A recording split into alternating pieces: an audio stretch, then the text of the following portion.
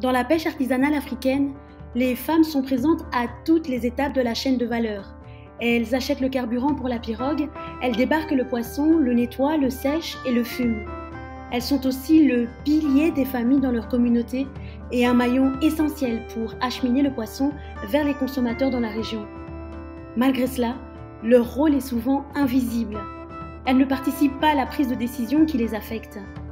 C'est pour cela qu'elles demandent une participation renforcée à égalité avec les hommes dans les organisations professionnelles ainsi que dans la gestion des activités de pêche. Les femmes, dans la pêche artisanale africaine, font face à de nombreux défis. Le manque d'eau potable, d'électricité, l'absence d'installations sanitaires, d'égouttage sur les sites de transformation rend leurs conditions de travail inhumaines. La fumée des fours où elles fument le poisson plus de 10 heures par jour met leur santé en danger. Elles demandent donc aux États d'accorder une attention prioritaire à l'amélioration de leurs conditions de travail.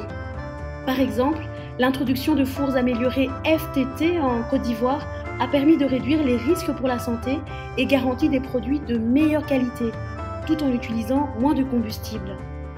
Un autre grand défi, c'est l'accès au crédit. Toute crise qui empêche la vente de poissons, comme le Covid-19, entraîne la perte de leurs fonds de roulement, et les banques leur font rarement crédit.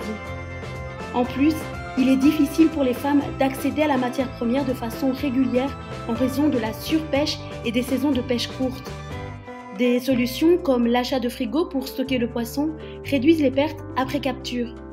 Au Mali, les femmes transformatrices ont intégré avec des résultats remarquables la pisciculture au maraîchage hors sol qui leur permet un approvisionnement plus régulier en poissons. Une idée reproduite ailleurs dans la région.